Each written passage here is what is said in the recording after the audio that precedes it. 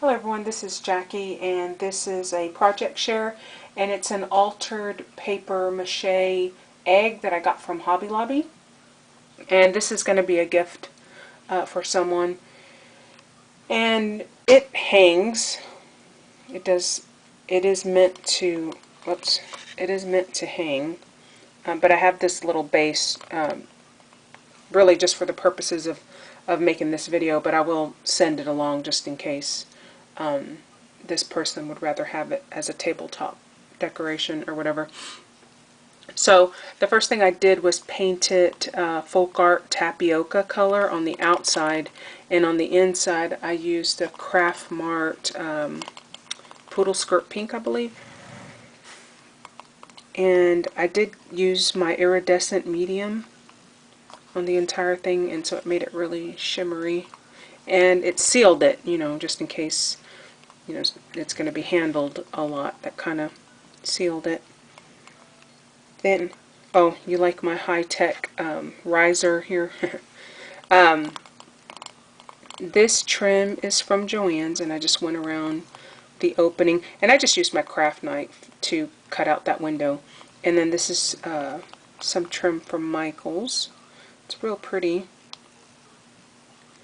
On the top, that's just one of those flowers that I made with lace minus the center, because I just threaded this through and put a Wild Orchid Craft rose on there. I think these are ones that I purchased myself not too long ago. I get some from Saw. I've gotten some as gifts, and I've gotten some from a couple other sources, so I can't always remember where I got them from. And then I wasn't sure. There was a long list of occupants for this egg. At first I was going to use one of those peeps looking, you know, little chicks. Then I thought, no.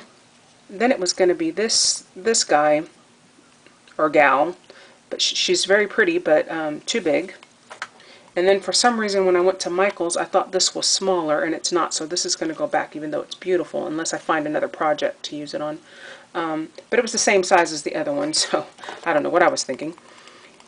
And so I just used one of these doves, these glitter doves that I have. I got on clearance from Joann's, and I just used some clear thread, actually. I don't even remember where I got it from or why I have it, but it's just this clear stuff, or transparent nylon thread. And then I used some moss on the inside.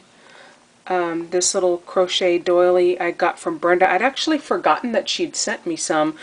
For some reason I thought everything in the bag was just, you know, flowers. I didn't realize that there was actually these, or didn't remember that it was actually doilies in there too, and so it's really pretty, kind of ivory color. I made a little nest out of some twine, and then those are just some glass beads to serve as the eggs. And I don't know, did I say that's some moss that I had? And then I just put some flowers. I think that blue one in the back was gifted to me. And then that yellow one is a Wild Orchid Craft flower, and then these are some Wild Orchid Craft rosebuds. And so that's that. And then this is just some organza ribbon. It's the lightest pink. And then for the base, I just recycled the tube from a lace. I think it was a lace or a trim, and I painted it that same folk art tapioca color, and then I used some of that same trim from Joann's there, some of that rosette trim, that small rose trim right there, and then this is just a white lace from Joann's, I believe, and then just a assortment of Wild Orchid Craft flowers. There's some lavender, a yellow, a mint, a pink, a yellow, a lavender, a pink, and then some more mint. And then I did stickle all the flowers with diamond stickles, if I'm not mistaken. And so yeah, that's the little base. I did the same for the bottom as I did for the top, the same two trims. I wished I'd had some ribbon like this, that width, in an ivory color because I think it would have looked better, but I didn't have any, and I was really trying not to buy any. So anyway, yeah, that's my project. And I have a question.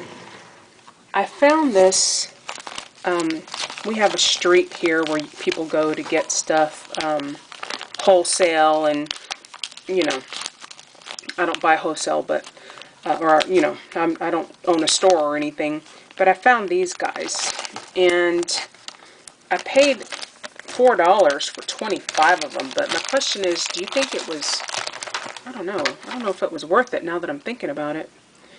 But they are, you know, they're pretty solid little pieces, and they're pretty heavy, and even the backs are nice.